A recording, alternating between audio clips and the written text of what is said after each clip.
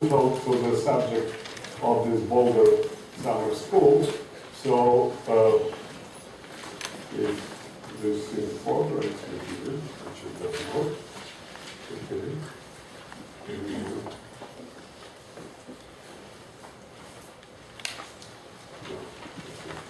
I know what it will click, there will be switch. Now it works. All right. So, first of all, I want to say that the subject matter of this particular set of lectures that Michael Rubinstein and myself will deliver to you on polymer physics is mounted in the whole logic of the course itself. As you see on the left, it is related, these 4 lectures on polymers directly are closely related to other things that other people will be talking about. Second of all, here is the outline of this particular lecture. So, polymers and their uses, scales, orders of magnitude, numbers, architecture, size and fractality, entropic elasticity, at high forces, limits of ideal chain. That's what you are supposed to hear today. And this is all under ideal chains. And I will explain to you what ideal chains are and why they are ideal. So first of all, what are polymers? Polymers, we want to start the subject with looking into the dictionary. And in the dictionary, you learn that polymeric means consisting of many parts, and that is what polymers are. They consist of many units, and I will call units monomers, although I have to tell you that chemists will not be happy with that, because for them monomers are molecules from which the polymer is made in the first place. And pieces of polymer chain are, in their language, monomer units. I will use, for simplicity, monomers. So, I'm sorry. So monomers are structural units connected by covalent bonds, and began is the polymerization degree, it's the number of monomers in the chain, and this is the most important player of all. And you can also express it in terms of mass, which I will not.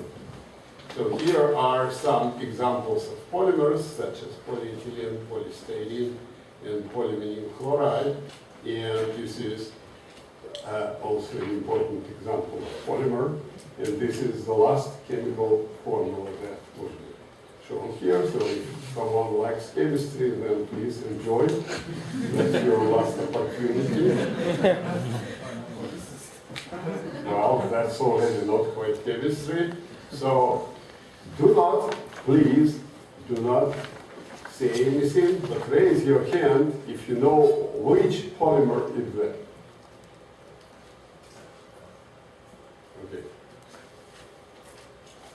Okay, okay, no, okay, some of the organizers also know. Okay, so that's polyethylene. And which polymer is that?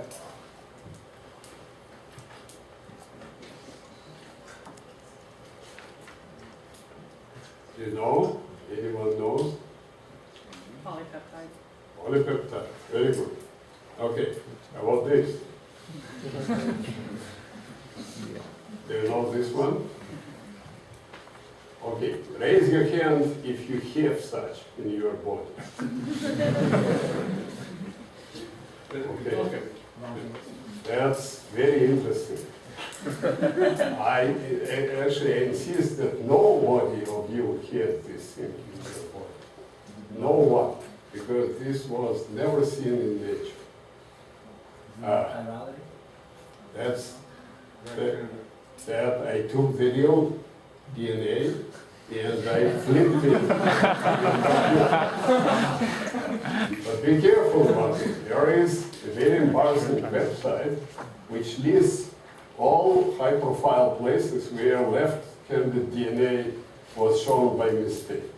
There are many books, including books on molecular biology, textbooks, and so on, where DNA is shown with the wrong character. Even NIH website once had left-handed DNA. I have to tell you also that very normal DNA, this one, can actually adopt a different conformation where it's called so-called Z form of DNA, where it is a left-handed spiral. But it is still the same DNA whose sugars are correct sugars. Sugars are the part which violate the mirror symmetry. They are correct, just it's visibly different from this one. It's like a zigzag. I will show to you the picture when we speak about biopolymers. So those are different examples of polymers. Now about scales. What are characteristic scales? First of all, it's useful what Phil Pincus used as T is room temperature, and this is 4 piconewtons times nanometers. Since we live in molecular world, it's useful to get used to measuring distances in nanometers, then forces are in piconewtons, and this is then 4. It's not 10 to minus or plus or whatever, it's just 4. Now, breaking covalent bond is about an electron bond, and therefore at room temperature, these covalent bonds, particularly the bonds which connect monomers into a chain, they are not in equilibrium. And that is something that is very important to understand. These bonds are not in equilibrium. If you prepare your polymer by some tricks which chemists know how to do, then it is there until it is destructed. It is not in equilibrium. And we will return to this many times. But there are other things which may be in equilibrium because they may be competitive, may compete with KT energy, and there are 2 things like that. One is energy which is associated with bending the polymer. Polymer is not straight thing like that, it can bend. And bending, and we will discuss how it bends, this bending requires work which is under proper conditions and properly measured is competitive with KT. Therefore it can bend. And we will discuss how. And there are also other things when 2 different pieces of the same chain or 2 different pieces of 2 different chains come close enough, and Phil Pincus will tell us how specifically they interact. Their interaction may be, again, competitive to KT. And we will discuss that first. Now, this is energy scales as regards length scales. Monomer size is the fraction of nanometers. It's angstrom scale. Monomer mass, I will not use mass very much, but polymerization degree changes from chain to chain in different changes. In different chains, it's very different point. And accordingly, contour length of the polymer varies in this huge way, depending on which polymer we're talking. Now here are examples of, just to give you an idea how wide things vary from sample to sample. And here, this very simple type of polymer with 1 C atom per monomer. And depending on the number of C atoms in the chain, you obtain some things which are at normal conditions, like in this room would be gas, like propane, for instance, or very fluid liquids, or very viscous liquids, or soft things like this, or hard bodies like this, and all of it depends solely on how many units you connect into the chain. The more you connect, the more strong the material is. That slide I will repeat again when we speak about biopolymers, and accordingly I will not comment on it very much now, just there is an enormous variety of different polymer substances in living creation. So this variation of physical properties are governed, of course, in part by chemical nature of the material that you're talking about, and that will try to keep as simple as possible by just assigning a few simple parameters to describe the chemical properties of monomer. But as regards just the length of the polymer, that's obviously important because of the comparison that I just gave to you. Depending on one and the same chemistry, you have enormous variety of properties, from gas to solid. And now, another thing that we already encountered is the question of flexibility, how polymer flexes, how it bends, and also things like architecture and polymer versus heteropolymer that I will have to explain. First, architecture. Apart from linear chain, you can imagine all sorts of things, such as comb-branched polymer, star-branched polymer, network, randomly branched polymer, and even rings. All of those exist, can be chemically synthesized, studied, and all of them are important both in living nature and in engineering. Furthermore, if you have, for instance, if you have a ring, then you can make this ring in different ways. You can make a ring like that, or you can make one ring which forms a knot like this, or you have several rings, then they can be linked to one another, and this is very important. For instance, two chains of a DNA in your mitochondria are just like this, except they are longer. Mitochondrial DNA is something that you see from your mother, nothing from your father, unfortunately. For men in this room, it's an unfortunate fact, but that's a fact. And of course, there are Olympic gels, which probably are more appropriate to discuss in a few weeks when Olympic stuff. Now, homopolymer versus heteropolymer, it's also a simple distinction. Homopolymer consists of units of one particular type, and heteropolymer can have 2, 3 more types of monomer species. For instance, proteins have 20 monomer species. DNA has how many? Chemicals knows. Who else knows? 4. Okay, good. And RNA?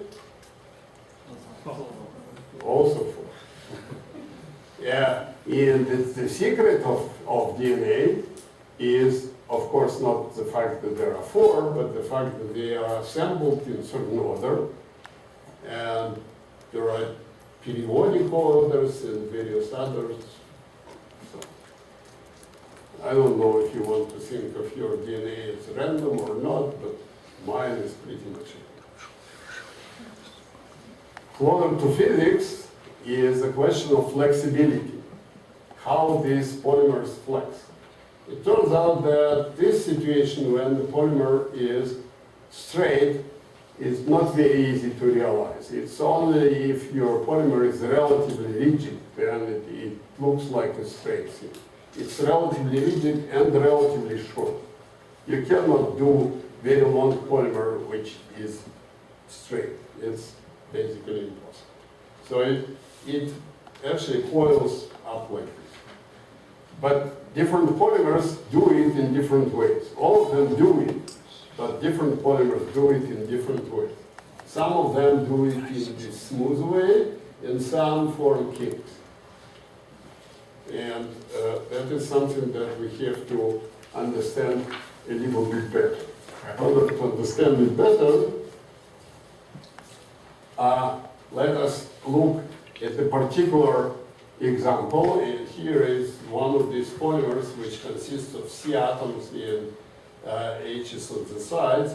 And what happens is, if you look at, concentrate on this particular bond here. So this bond looks up. Okay, and then there is next bond next to it. It can actually rotate like this. Because of the structure of this single covalent bond, which is called sigma bond, which is actually the cloud of wave function, electron wave function, which is axially symmetric. So for this bond, it makes no difference where this bond is located to the first approximation. Therefore, there is the possible rotation of this bond around the core. But in fact, it's only to the first approximation that this energy does not depend on the angular rotation, which is called phi here. In fact, there is some dependence because these H atoms are not infinitely far from one another. There is some dependence on this angle, and typical dependence is drawn here. It's not, I did not make any effort to extract this dependence from any data or anything. I just drew in mathematical curve like this. So that's roughly the idea. And in this idea, you can, of course, understand that the quantity, which I call delta E here, is controlling what? It controls the speed, the rate at which the system goes from this minimum to this minimum. It controls the speed, the frequency at which your bond flips from here to here around the core. It does so frequently if delta E is small and very infrequently if it is large. At the same time, delta epsilon, which is the difference in energy between these states, controls different quantity, which is in equilibrium, how much time your system spends in this state versus this state. And I have here some useful demonstration tools. Those are toys, of course, but the point of the toy is that it can adopt straight conformation, and it has, you see, I told you that no long polymer will do it straight. So, but it has joints here, just pretty much like this, and it clicks. I will give it to you to try, with the condition that it comes back to me again. It clicks, and it can adopt different states, okay? My point to demonstrate this toy to you is to say that a local deformation, local click, local change of rotational isomer in this particular place leads to actually global rearrangement of the whole thing, okay? You can, of course, introduce compensating band in another place such that globally it looks more or less straight. But one particular band means bending the whole thing, okay? So, therefore, rotational isomerization in one place leads to bending the polymer, and therefore leads to the whole thing, because you actually do this in every place along the polymer and it becomes flexible. So please play with this and make sure you understand this point. Okay. So there is another possibility, though. In previous possibility, we discussed that our system lives either here or here. But of course, you can fluctuate, and you do fluctuate a little bit. According to the temperature, you fluctuate inside one potential well. Inside one potential well, your potential is quadratic, so your energy is quadratic, therefore your force is linear, it's Hooke's law. That is elastic deformation. You can elastically deform your angles, and that also leads to certain flexibility. But in some cases, such as this DNA, which is right here, it does not have any possibility to do rotational isomerization. Why? Because there are two strands. Once you have two strands, no way. that's forgotten. That possibility doesn't exist for you. Therefore, the only possibility to bend it is to bend it elastically. Well, it may be, if you strongly bend it, it may become inelastic because your potential becomes not quite quadratic, and that is maybe important under certain circumstances, but to the first approximation, it just bends as an elastic rod, which gives rise to the DNA model as an elastic rod. If it is an elastic rod, then its energy is simply proportional to its curvature. So you describe your elastic rod as vector function of the contour distance. You have contour distance along polymer, which is S, and this R double dot is curvature. You can think of it, if you are not very familiar with differential geometry, you can think of it in simple way. You can think of a particle that moves along your DNA with unit speed. Then, contour length along DNA, which is S, is like time that this particle moves in. And then R with one dot will be velocity, of course, and that velocity will be tangent along this R dot will be velocity, and then R double dot is what? Raise your hand if you don't know what is R double dot. Okay, raise your hand if you know what is R double dot. Okay. Raise your hand if you can stand up and explain what is R double dot.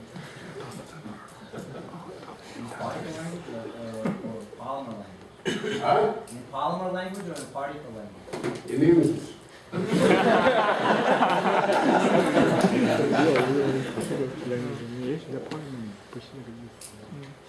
Okay, so R double dot is acceleration or curvature, which is C. And there is also a possibility of torsional stress, which we will discuss later. So how much does polymer bend? In the end, there is some reason for it to bend in every point, but in the end, how much does it bend? In other words, if you have a polymer of a given length, how big is the region where it is located? How big is the coil? As it turns out, the answer to this question very strongly dependent on the environmental conditions, such as temperature, or as Phil Pinkus told us, temperature is not a very good parameter to vary, but in general, the composition of the solvent, the type of the solvent, all sorts of things. So depending on these environmental conditions, the size of your polymer can vary quite dramatically. And here is the slide which Michael Rubinstein made, and it shows variation of polymer size depending on solvent quality when all scales are increased by this large factor of 10 to the 8.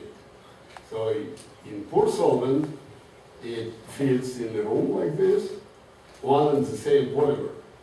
In so-called theta solvent, that we will discuss what that is shortly, it will more or less fill this canvas. In good solvent, it will fill the whole boulder. Looks like more like Manhattan here, but the same order of magnitude in terms of size. And if you have long-range repulsion, such as Coulomb repulsion, then it will stretch significant fraction of the distance from here to the moon. So it's really a big variation. And this variation suggests that this interaction between parts of the polymer which are not next to one another, is very important. Because what changes when you change solvent quantity? This type of interaction changes. The fact that your monomers are connected to one another is not affected. Maybe the amount of flexibility is a little bit affected, but not dramatically. That is the part that changes very dramatically.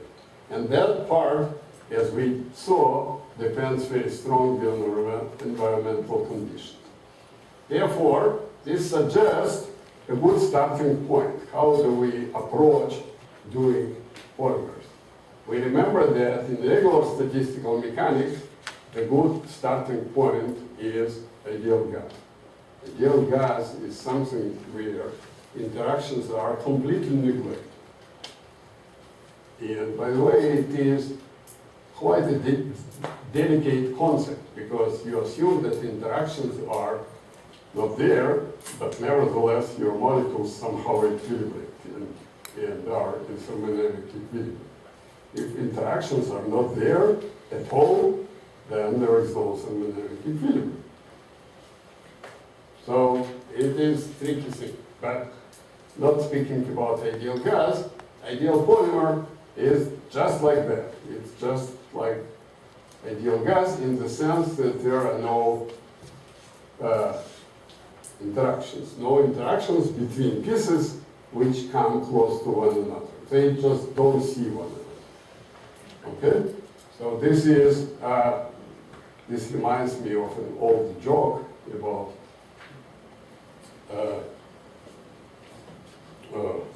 an old joke, maybe a little over 100 years old joke about wireless telegraph, which is now called radio, and at the time was a big discovery, wireless telegraph. So according to the joke, one person asked other, do you understand what is wireless telegraph? Oh, I will explain to you very easily, but I will have to start from regular telegraph with wire. So regular telegraph works like this. You imagine you have a big dog which sits in the Atlantic Ocean and someone in England pulls the tail and then the dog barks in the United States. That is regular telegraph with wire. And now wireless telegraph is exactly the same thing except there is no dog. Okay, so this is exactly the same as ideal gas, except parts of it are connected by the chain. But apart from the chain, there are no interactions.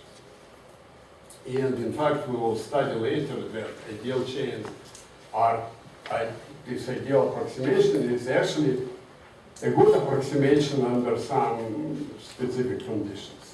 I would say that ideal chain has wider applicability in polymer physics than ideal gas model in the regular statistical mechanics. And we will, at the end of today's lecture, I will explain to you why ideal chain has wider applicability than ideal gas. Okay, so let's consider what we can do to understand the ideal chain. And first of all, as we discussed, the first thing to discuss is overall size. We know that ideal chain will flex, will bend somehow, but what is the size? So let's try to understand what is its size.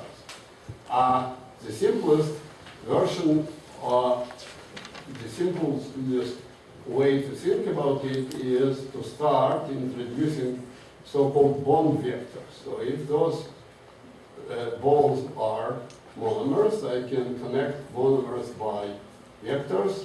I will call them Y, and Y sub I is the bond vector number I. And then total end-to-end vector of the whole thing is the vector sum of all this here. Now, average value of this vector, of end-to-end vector, is 0 for a very fundamental reason, because everything is rotationally invariant. There is no preferred direction, so average value of this vector is 0. And there is nothing interesting to be said about this average value unless we apply force, in which case things change, and we will discuss that later. But as soon as you want to consider absolute value of this vector, then of course it's not zero on average. Absolute value is not zero. It's only zero as a vector because it is rotating, but absolute value is not at zero. But to compute average absolute value is difficult. Instead, what people do invariably is they compute R squared average. R squared average is pretty easy to compute. You take R and dot product with R itself, and you end up with this pair dot products of different bond vectors, which are cosines, and so you need to address these cosines.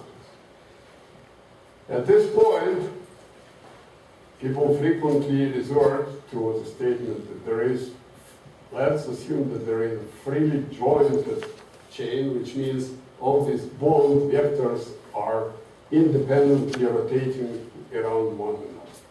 So instead of all these things that I explained to you about rotational isomers, anything, just let's be simple, and let's assume that they are independently rotating around one another.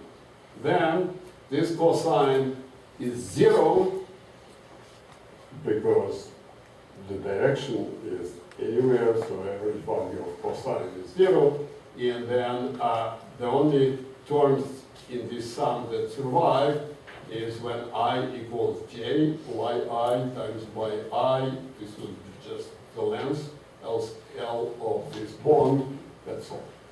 So the essence of this statement is that if you stretch your polymer, the length of it will be n, right? So r squared will be n squared.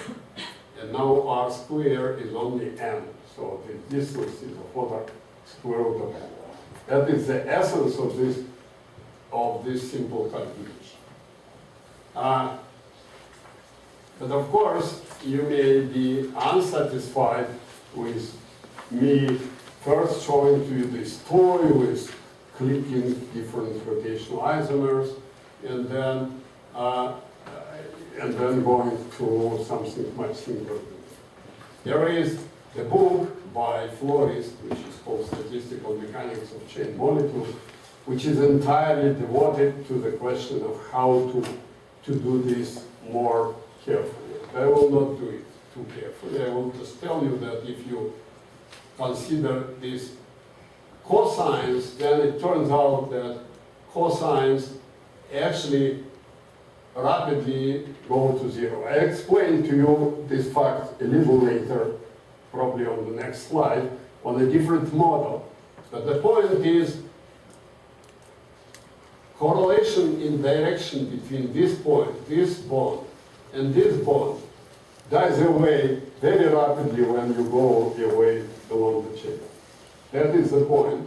And as soon as this is true, you can actually introduce the quantity which is called here C infinity, and which is called characteristic ratio, and which describes how many bonds you need in order to forget this correlation.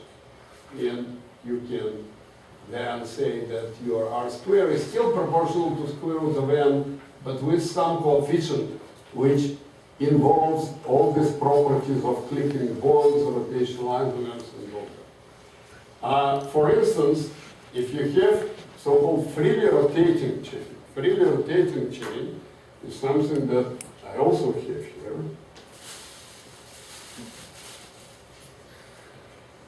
Okay, so this has bonds, and the rotation around each bond is free. There are no clicks, no anything. Okay, so this is also flexible. So in this case, this is actually so-called bottle brush, and it is also heteropolymer.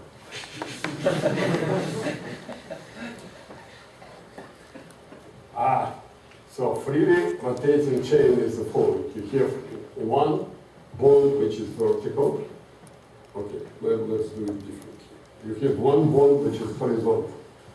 Okay? And then the other one rotates around a certain cone with certain angle theta, and it rotates around the cone freely without any barriers.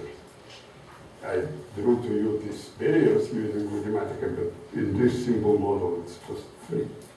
Okay, so please handle with care. Okay, so in this case, this characteristic ratio is written here, and I offer to you this as a homework problem to compute this. Take some calculation. Okay? And you can do it for any model you want. But you can also look at the situation differently. Let's consider, instead of all these rotational isomers, I told you that there is another possibility of flexibility, this DNA-like flexibility, which people somehow call worm-like model or rod-like model. And let's consider what happens in this case. Can we do something similar? Can we derive some relation similar to this one, where overall size of the coil goes like square root of n, and so on? Can we do that? Yes, we can. And the way to do this is the following. Instead of n-to-n vector being the sum of bond vectors, you now have this thing. Your overall displacement is integral of velocity, right? It's integral of velocity, and now you have to, similarly, you have to take the square of this quantity. So, simple, just like here it became double sum, here it becomes double integral of this cosine, and the important thing is that this cosine, average cosine between tangent in the point S and tangent in the point T, this cosine decays exponentially. And that is the key property. In fact, all these statements about cosine decaying is this exponential decay. It is a little more cumbersome to see here, but essentially it is this exponential decay. So why does it decay exponentially? In order to see that, you have to exercise a little bit your spatial imagination. And in order to do that, you just think about 3 different points, S1, S2, and 3, and you can discover that there is, it is written here how to do that, so I will not repeat it. You discover that there is some multiplicativity property, which says that it is exponential. If it is exponential, then there is characteristic length, L, which is called persistence length. It is the length at which direction is persistent. Okay? And then you can easily compute this integral and discover that indeed your R squared, if your total polymer length is small compared to persistence length, then your R squared is roughly total polymer length, which is not surprising. If it's a rigid thing, then end-to-end distance is. On the other hand, if your polymer is very long, then you are back to the square root of distance, Okay? And now what I suggest you as a homework is to relate this length L, which appears here, to the rigidity constant, which appears in energy being proportional to the square of curvature. Okay? Not simple. Requires certain effort to do it. So I suggest you to do it.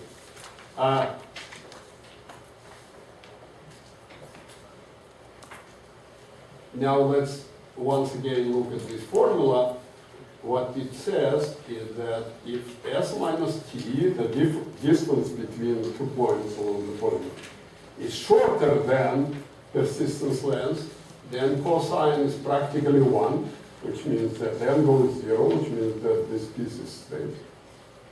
If, on the other hand, S minus T is larger than persistence length, then cosine is 0, and it is practically, oh no, disconnecting is not allowed.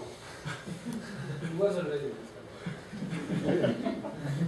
That means someone broke it before it. That's not allowed. Okay, so he suggests an important universal description of anything, of any point. And this universal description is achieved in the following way. Let us construct an effective freely jointed chain, which is not our original chain. It's a freely jointed chain, which is an effective representation of our chain, and it is effective representation which is okay, which is applicable on large length scales, on the length scales essentially longer than persistence length. If you have n bonds, for instance, if you have n bonds and each of them has length L, then your R squared goes like this and involves this C infinity. But you can construct an effective chain which consists of a different number of objects which are called Kuhn segments, effective Kuhn segments, and these effective Kuhn segments are A straight and B independently rotating from one another. The number of Kuhn segments is chosen such that effective chain of Kuhn segments has the same overall size as the real chain, and if contour length of effective Kuhn chain has the same contour length as the original chain. Okay? Both contour length, which means the length when you stretch it completely, and the overall coil size, both of them are the same. And then you can work out the Kuhn segment length and the number of Kuhn segments. You can do the same thing for worm-like chain. Again, R squared should be the same for worm-like chain and for effective system of Kuhn segment, and contour length should be the same, from which we discovered that Kuhn length is twice persistence length, and the number of Kuhn segments is like this. Okay? So I want to emphasize, one second, I want to emphasize that this effective Kuhn chain is not the same as the original chain. They are expected to have the same properties on length scales larger than Kuhn segment, but very different properties on the length scale small. Sorry, what is small n? Okay, small n, you have chain of little n bonds, like original chain, like one of my toys. It has n of these units, blue and pink units. It is little n. And big N is the number of effective Kuhn segments. It is the number of segments in effective freely rotating chain.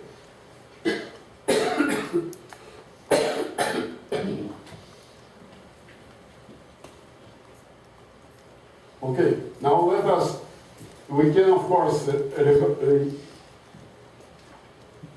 apply this knowledge not only to the chain as a whole, but also to parts of the chain. And we can reverse the question of polymer size, and we can ask how many units are located inside certain length scale R.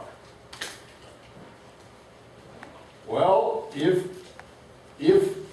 this little r is greater than Kuhn segment length, then subcoil of G monomers is going to be satisfy our square root of n theorem, and therefore its size should go like this. In other words, we expect the number of monomers there to go like R over B, B being Kuhn segment square. And I want to analyze what the meaning of this square is. In order to do that, let me remind to you how you count atoms or mass in simpler, more traditional objects, such as a wire or something flat, like a piece of paper, or some bulk material. So in bulk material, if you take a sphere of radius little r and you analyze how many atoms are there inside the sphere, that is, in proper units, that is the number of atoms. Okay, it goes like r cubed. For paper, if your ball of radius little r is smaller than the thickness of the paper, then for your ball, this is like a bulk material, so the number of atoms goes like cubed of radius, but then it becomes square. And similarly for wire, it switches from cube to first power, right? And if you plot it, therefore, in log scale, what you discover is that it goes like third power for three-dimensional object, then for other things, it goes, switches from third power to second power to first power to zeroth power if you have something of finite size. Okay? So this is something that people know as fractal dimensionality of the thing. And these examples are cases when fractal dimensionality is integer, 1, 2, or 3, or 0. And here is an example, one of the possible examples of object whose fractal dimension is not 0. So it's constructed like shown here. And should I explain it, or you know it? Raise your hand if you do not want me to explain. Okay. That's very interesting that there is correlation between how far people see it and how they want me to explain. Okay? Raise your hand if you do want me to explain. Okay? Raise your hand if you don't care.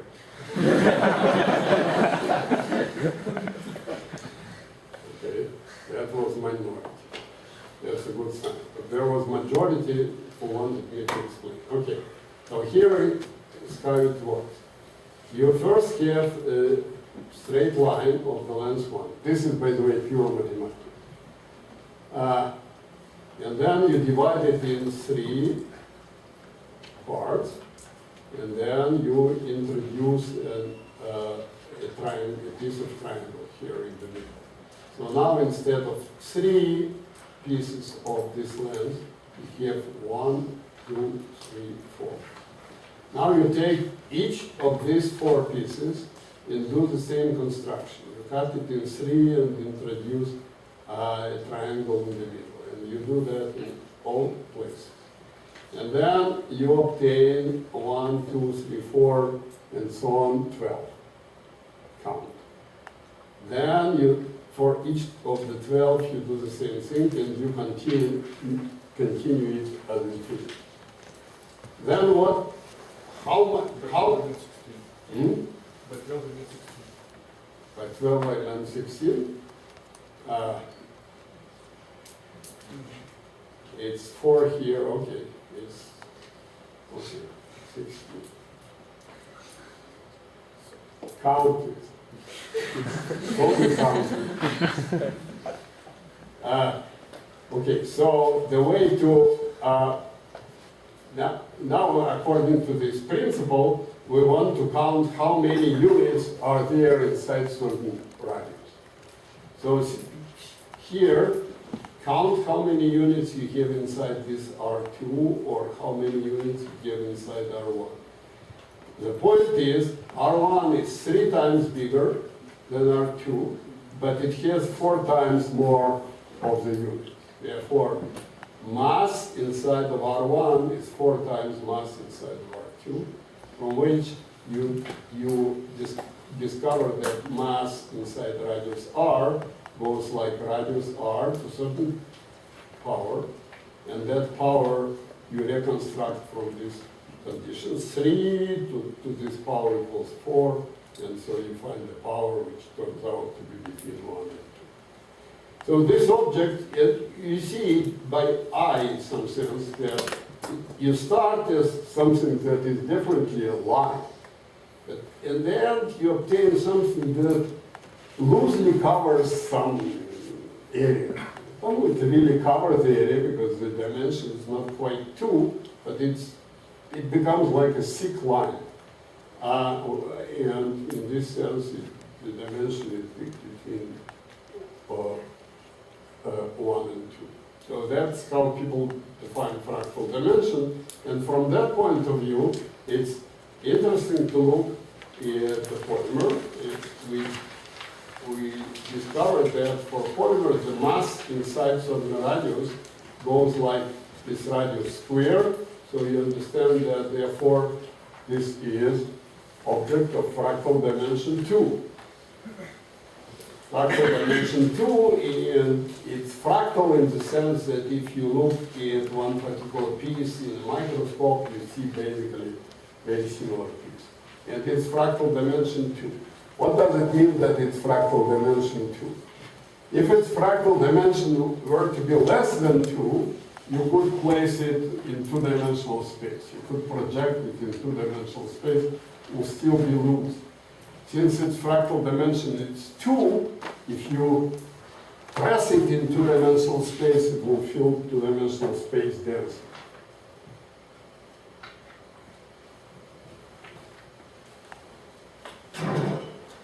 Another way to say about it is to say that ideal coil, you can think of it, instead of original monomers, you can introduce effective monomers, big effective monomers, each consisting of some G original monomers. Or they are called blobs, and you will see the word blobs all the time in this course. So if each blob consists of G original segments, then blob size is given by this, and therefore the size of the whole coil, which is B square root of N, you can write it in this form as the size of one blob times the number of blobs squared.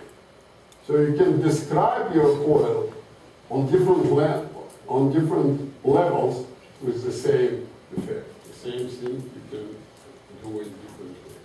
And you will see how this is used. So if you want to measure these quantities, such as the size of the coil, then it turns out you cannot measure end-to-end distance. How you can, it's difficult at least. It's maybe under certain circumstances. It's possible if you equip each end with some flashlight or something. Measure. Difficult. There are simpler things to do, and one simpler thing, and at least experimentalists think it's simple. In general, if something is difficult to measure, then experimentalists tend to say, oh, use here is better, compute something else that is easier to measure. So in this case, the easier to measure quantity is called gyration radius, and this is defined by this formula. It is average distance between position of monomer I and position of the center of mass. Center of mass is this thing. And in fact, what happens is you can, there is a theorem which is due to Lagrange himself, the same Lagrange, who is Lagrangian form of hydrogen. And I don't know in which context he proved this theorem. Whether there is a factor of, so it should be 1 divided by n squared in the third equation? Okay, here n squared, I don't think so it should be a factor of 2. Color. Power count. Okay, that may be true, but about the unclear and not convinced. But okay, in any case, this is something that is easy to measure by light scattering and by other techniques like that, which we'll discuss later. And the answer is this. For ideal polymer, Rg squared is given by this formula. Rg squared is Nb squared, which is the end-to-end distance divided by 6. Okay? And now here are some problems. 3. First of all, derive this Nb squared over 6 completely. And by deriving it, you will check whether there is 1/2 missing or not. And all that. Prove that for living, where two ends are connected to one another, it's exactly 2 times smaller. And prove the Lagrangian theorem itself. So there are many steps. Now let me switch to something that is more modern and to something that people can do if they want to do, if they want to use ends. And there are experiments in which actually what happened is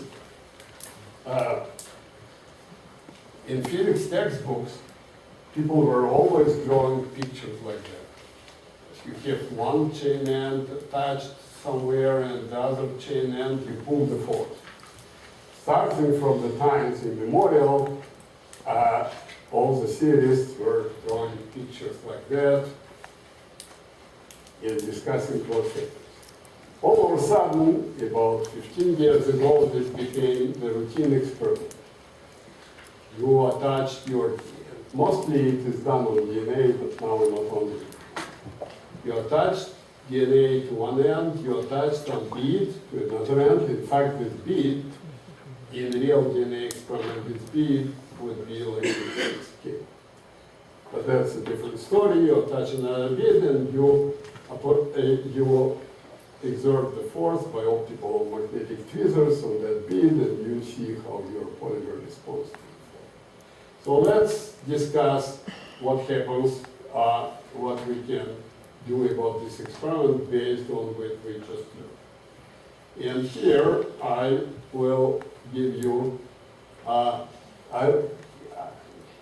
will do something that is opposite to what most of the people do.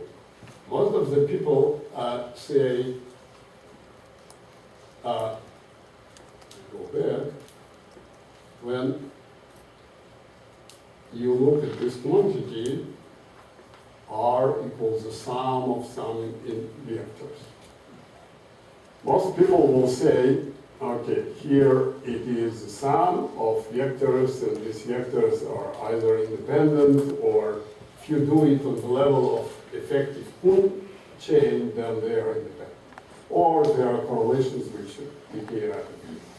Therefore, probability distribution of this object satisfies the thing which is called central limit theorem, and which was derived first by Gauss, and therefore this has Gauss distribution, normal probability distribution. I will derive for you this probability distribution based on so-called Pincus block argument. Okay, so that is Pincus derivation of Gauss theory. It's the other way around to what most of the people do. So, Phil, you should be proud that Gauss theorem can be derived using pure. So the argument goes in the following way. If you pull your chain by the force, then there is inevitably an important length scale, C, which is here in this formula, which arises from the fact that F force times C is about the thermal energy. Why is this length scale important? Because at the length scale smaller than C, your force cannot possibly have any significant effect on the chain. The force is weak, right? On the other hand, at the length scale larger than disk C, the force is very important for your chain. Therefore, at the length scale smaller than C, you can assume that your chain is an ideal chain. Nothing changed. Therefore, you can assume that this consists of some G monomers, and the square of the size of one such object, which is called blob, is determined by this condition. That G times B squared, the square of full length is the size of the blob. So from here you find, you know what is C, you know what is G, you know what it is. Now, on the scale larger than this, the chain of blobs, remember we can consider our polymer as a chain of blobs.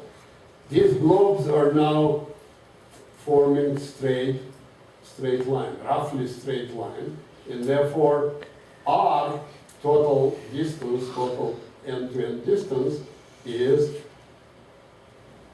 the number of blobs, which is M divided by G, by this G, times the size of the blob, and the size of the blob is this C, and you work this out and you discover that the result is like that. Or you can write it in this form, as the force needed to achieve certain distance R is like that. And you can even equip this with vectors, because force and R are in the same direction. Now we notice that this looks very much like a Hooke's law, in the sense that force is proportional to the distance. But it's not quite the Hooke's law. The difference from Hooke's law, it's linear. In this sense, it's like Hooke's law. But the important difference is that in Hooke's law, what we have is delta L over L, relative deformation. Here you don't have, you cannot introduce anything like a relative deformation, because in undeformed, without the force, average R is 0. Okay, so it's not quite Hooke's law, but it's still a linear relation between force and displacement. And now you can remember that this force arises solely because of entropy. It's entropic elasticity.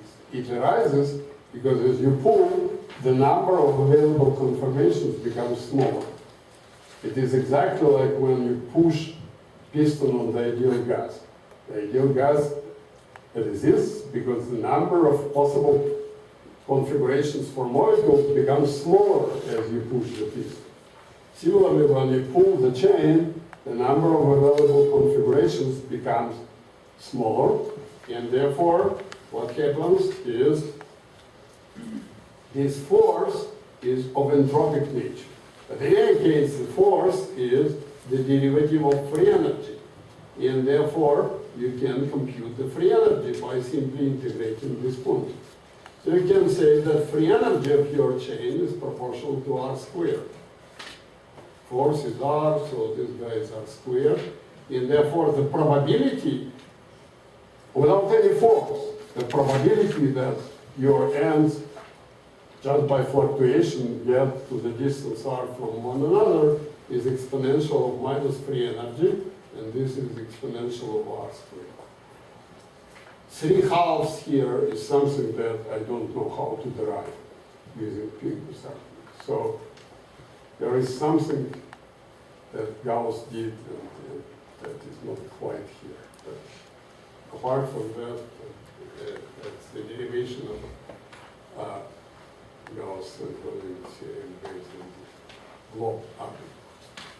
Okay, so that is your force as a function of displacement. How about delta? So the force as a function of displacement, according to this formula, is given here.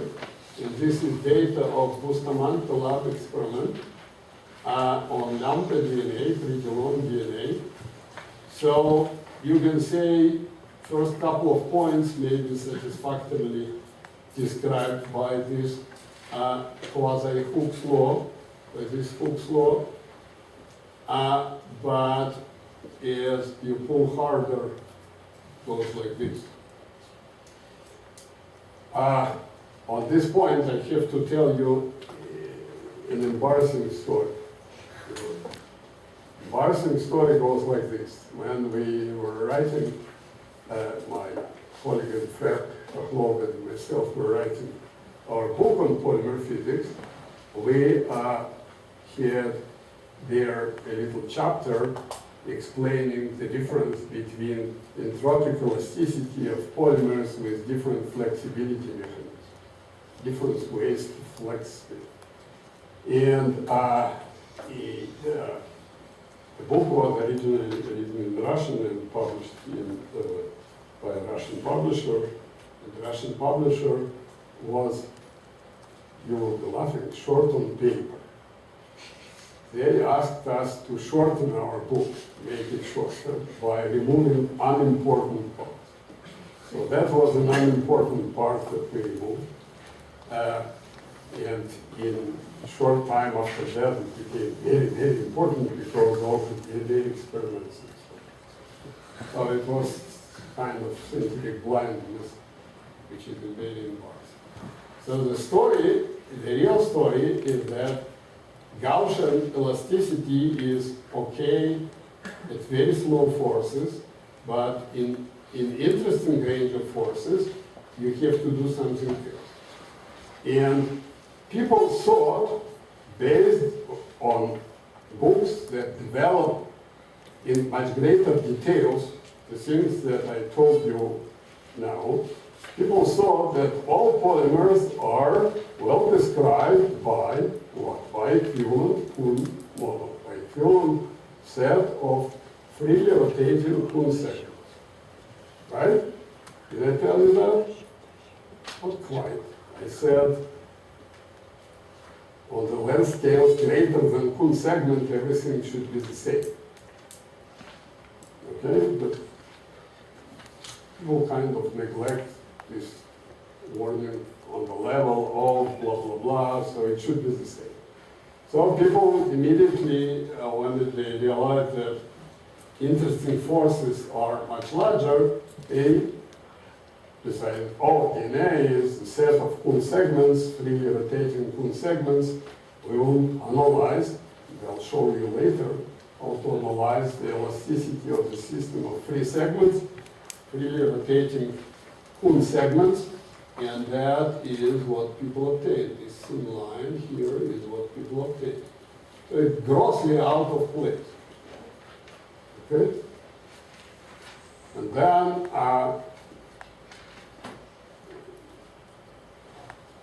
people thought harder, and Marco and Sija realized that, in fact, if you compute the elasticity of worm-like chain, then at the given end-to-end distance, it produces much stronger force. In other words, you need to pull much harder in order to achieve the same deformation. And that is the last subject that I will explain to you why for worm-like chain, you need to pull harder in order to achieve the same deformation. Yes, Leo? Can you minus the one-line chain has a curvature term, that's the curvature constant there. But then there's, that has to do with persistent length. But then there's also R dot term squared. Is that what you mean by? R dot term squared, okay, You have so, both, or you have, or do you just mean the curvature term? okay, so in principle, for real DNA, let me first explain to the people what is the question. For a real polymer, you can imagine two different flexibility mechanisms, two different elastic response. One is that you pull the ends and make your initially curvy and coily polymer more straight. That's one possibility. Another possibility is that you can imagine that this is already straight, but you still pull it, and it responds just as a solid body comes longer. That was the question. And for the forces that I'm talking about here, stretching of straight DNA is not yet in question. There is still a debate. If you increase force even more, there is debate what happens. There is maybe phase transition and maybe other things. At larger forces, in maybe 5, 10 kilonewtons, this curve makes a plateau like this and does something else, and it is still not completely settled question why this is so. But at these forces, we are only talking about removing the wiggles, making it straighter. In this sense, mathematically there is square of curvature and not square of velocity, is still unity. But sometimes, I just want to understand, so, but that, you still do it under the condition that R dot magnitude is 1. Yes. So you Yes. need to put in that Lagrange multiplier to If you want to do it formally, then you need to support R dot being unit vector by Lagrange multiplier. I mean, just mean formally it And looks this like, is difficult to do. This is, formally it looks like there's an R dot squared term coming from this Lagrange multiplier. yes, absolutely. When they did they assume that the maximum extension is known or not? Because it seems like if you just rescale this a little bit, then it will fit the fairly jointed as well. No, in Or fact, if you just multiply R by a factor or whatever, or divide that curve by a factor. that's an illusion. These two curves, this solid, this thick curve and this thin curve, they have the same asymptote. Yeah, I understand, but you don't have the data all the way higher to the asymptotic value. So if you could just rescale that curve, you could see what it did later. Well, it does not happen so. You cannot really fit the data. Besides, this is lambda DNA. This is polymer whose contour length is well known. Okay, that's the question. Sorry. Okay. So, why is it very different whether you, in other words, why when you pull quite hard, you start testing the difference between different flexibility mechanisms? Why you lose universality? Why you cannot anymore assume that your polymer consists of effective full segments and so on? So in order to understand that, I will first of all argue that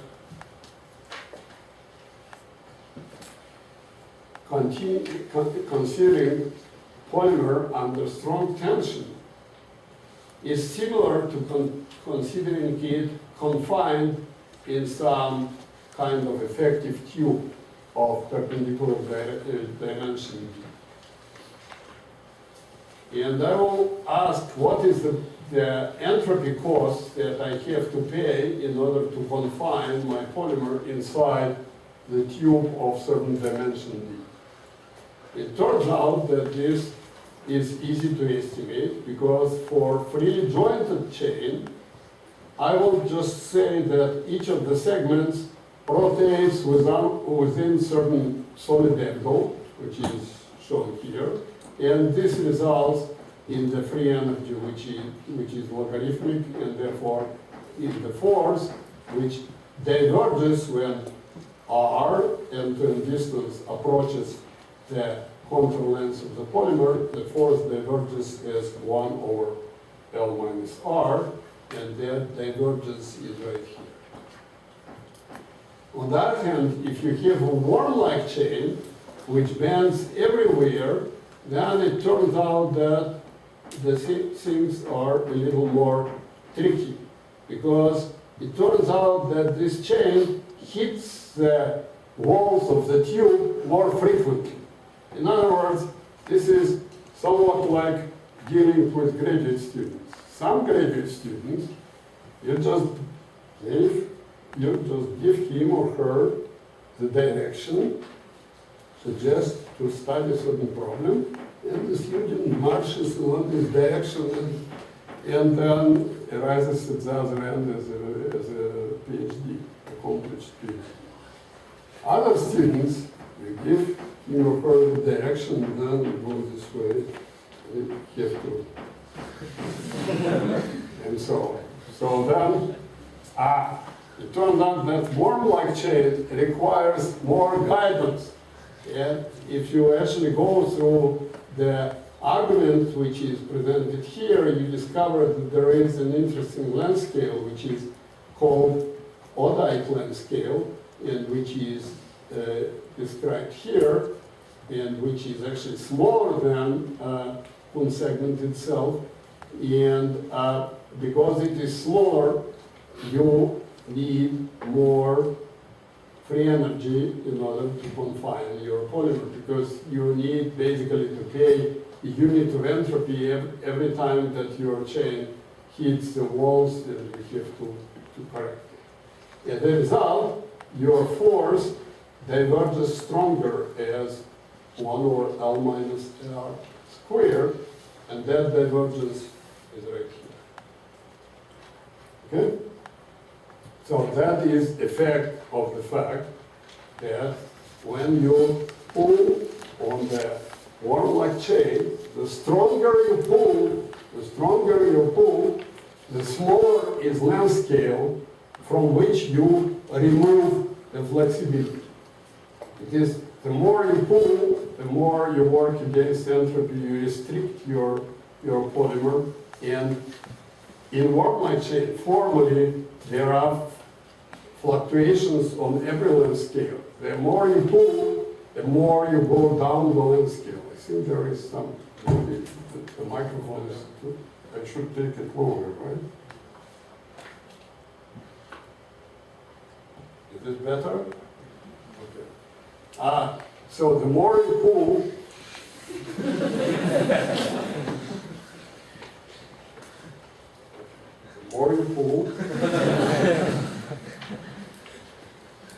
the smaller length scales you test. It is somewhat similar, except maybe other way around, to the story known in general physics about the difference between Einstein and Debye models of heat capacity. The Debye model, Debye showed that if you go to lower and lower temperatures, then you test your system on longer and longer wavelengths. So here, the more you pull, you go to shorter and shorter wavelengths. Okay? Here is simply for your information, I will not derive or anything. This is the so-called Markov-CJ interpolation formula for the force of the worm-like chain as a function of end-to-end distance, and here is similar formula which actually somehow belongs to Langevin, and which expresses other way around end-to-end distance from the force, just for your information.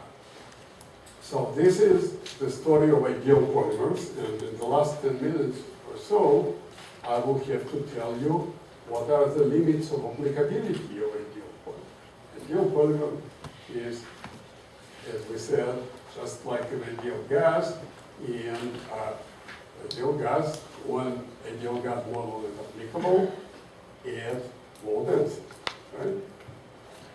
The only condition is low density. Here, it seems a little strange because density is not quite under our control. If you have your coil, which coils somehow in space, then it coils as it wants. It's not that we can of course take very dilute polymer solution, in which case one coil will be here and another coil will be here. But that's not what I'm talking about. I want, in order for ideal polymer model, ideal polymer concept to be applicable, I need that even inside the coil, the concentration of material below in proper sense. And this is not, appears to be not under my control. So how should I proceed there? I'll skip that. I'll really skip that.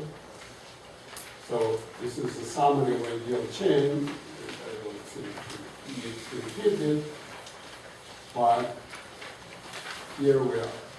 So this picture you saw this morning, and this interaction between two green particles through the material of white particles, that's what Rubinstein was referring to.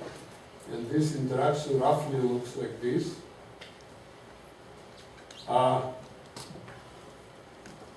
So if you exercise an algebra, instead of u, you can plot exponential of u, or you can plot this Meyer function. And Meyer function, I remind you that it was written right in this corner of the blackboard. The integral of this is the second virial coefficient, B2, which Rubinstein was referring to. So you see that there is negative part. Actually, B2 is, I'm sorry, B2 is the integral of minus this. So that part where f is negative corresponds to the repulsion. That part where f is positive corresponds to the attraction. And they have different signs. So who wins depends on the temperature, because temperature cannot compete with repulsion. Repulsion is very strong. So this is practically always 0, this is practically always -1, but this thing does depend on temperature. And in general, not only on temperature, but on individuality and intentions of this white part, on the state of the solid.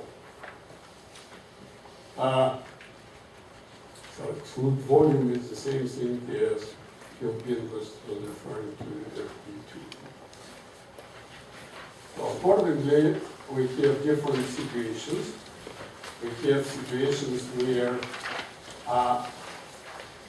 attraction part is practically negligible, and your Meyer function is like this. Attraction part exists, but not quite as strong as to compensate for this negative contribution. You can imagine that these two compensate each other completely, in which case your exclude volume parameter or your second period coefficient B2 is 0. And you can imagine that this thing went so large that your effective exclude volume or B2 becomes negative, and that is the point which Phil was referring to in his law.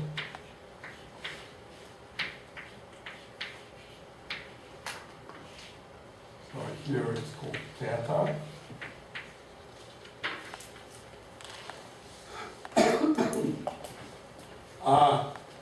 But now comes the important part. This is just a repetition of what Phil said. But here is the important part. Oops, sorry. The important part is the following.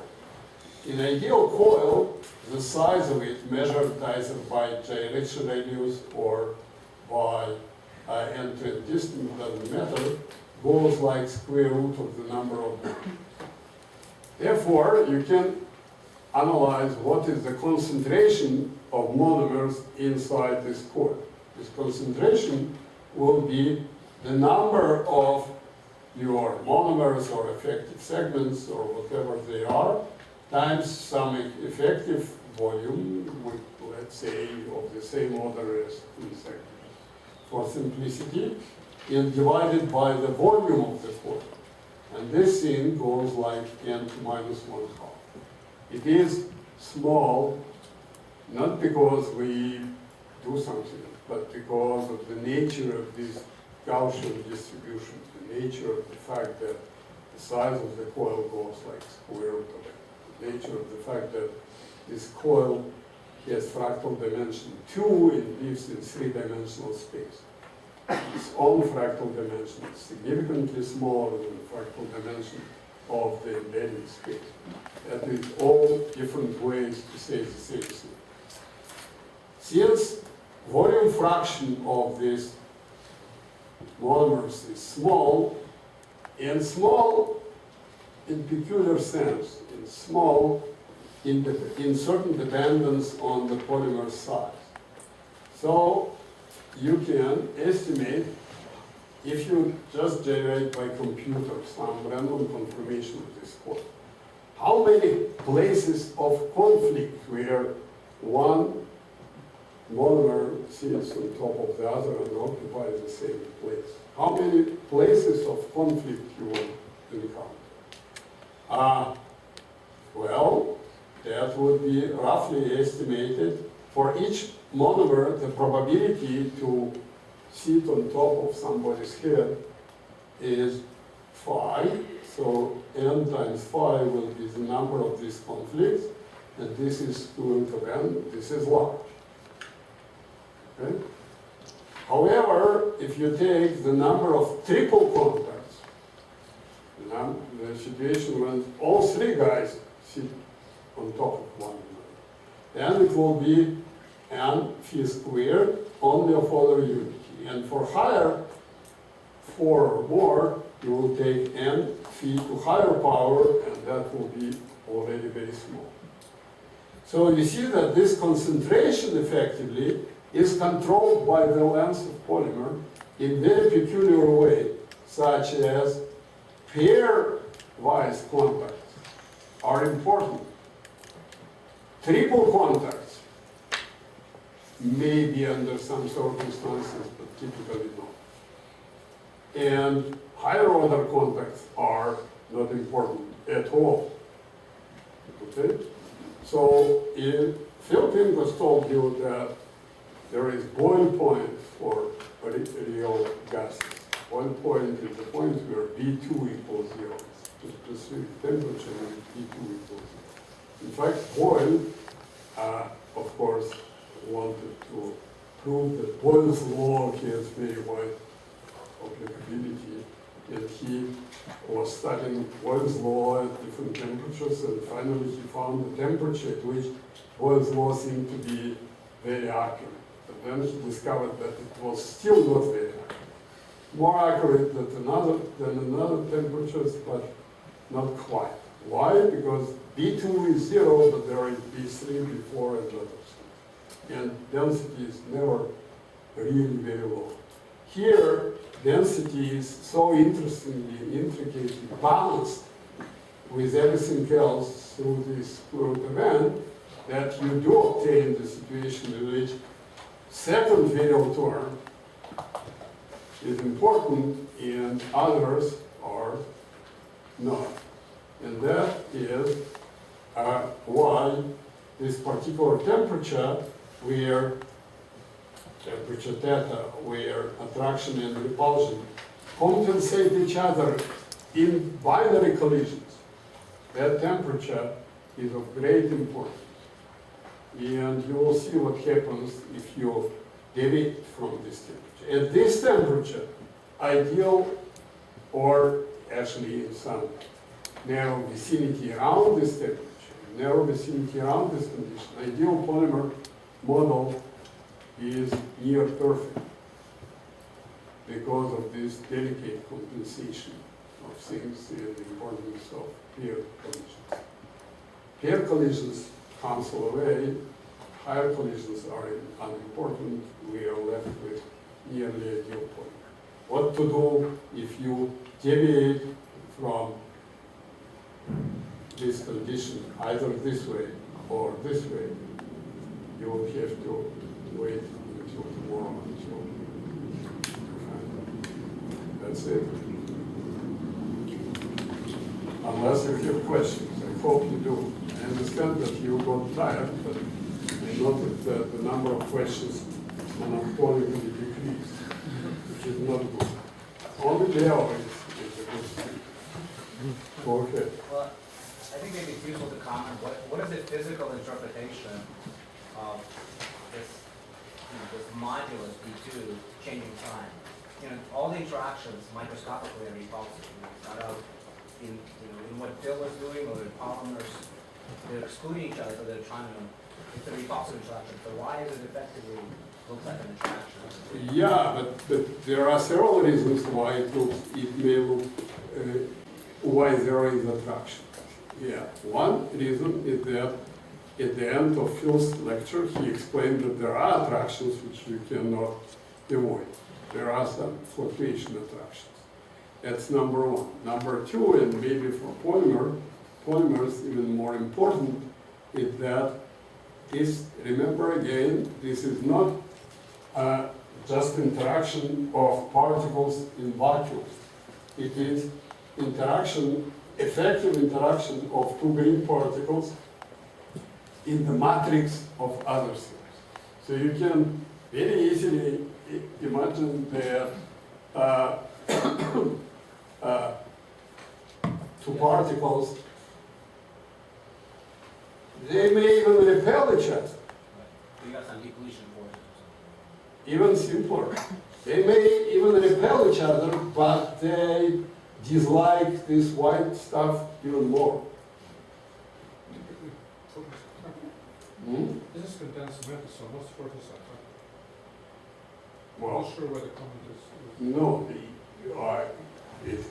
it's not true that most forces are attractive, because it may be the repulsive force, but you contain your system under pressure. So it's not necessarily true that forces are attractive. But Okay, but you need some short range attraction, or intermediate range attraction in order to have this. Otherwise, you will be. of course, effective, in order to have this switch of sign of your virial coefficient, you need to have effective attraction. If there is no effective attraction, if there is no this potential well, there is no question. But I am emphasizing that this potential well is the effective interaction which is mediated by the salt. And there are things like depletion forces and all other sorts of things, such as hydrophobic interactions and so on.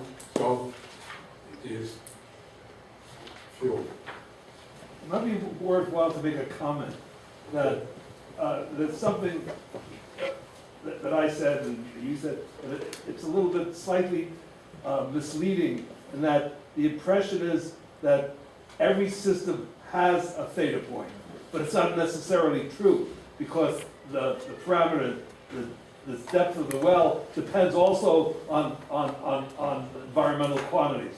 So it may not have, it may never go through zero. In fact, there are many situations that are possible. In particular, it is possible that V2 goes opposite way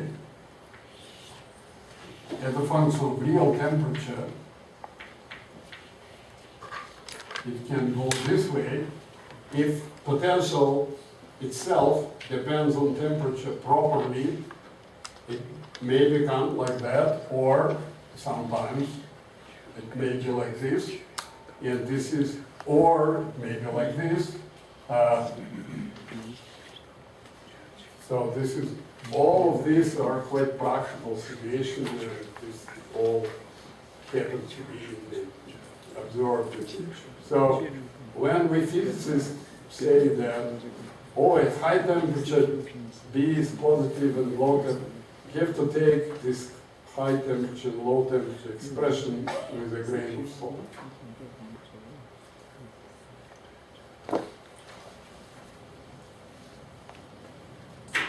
Can I ask another question? I don't know. When you say that at the Flory temperature, that the system looks ideal, even if you include the higher virial coefficients, to what extent do the correlation, I understand it for the radius of gyration, but what about for the correlation functions? Are they still ideal? No, they are not. So There is actually at exactly theta point, if you include contribution from loops interaction, you can show that this nice expression that sort of showing for the exponential decay of bond correlation function. It's actually no longer exponential, it's a power law. And this power law gives a non-trivial corrections to everything. So and that's observed in simulation and experiment. So real chains are never ideal because there's a possibility of, if they come to each other far away and they contact, the second value is 0, but the fact that it's a part of the loop gives you the higher correction that gives you this parallel correlation of one vector. So basically, it depends on which quantity. If you want to know the, let's say, force response, then it's ideal. If you want to do something more sophisticated, then not everything.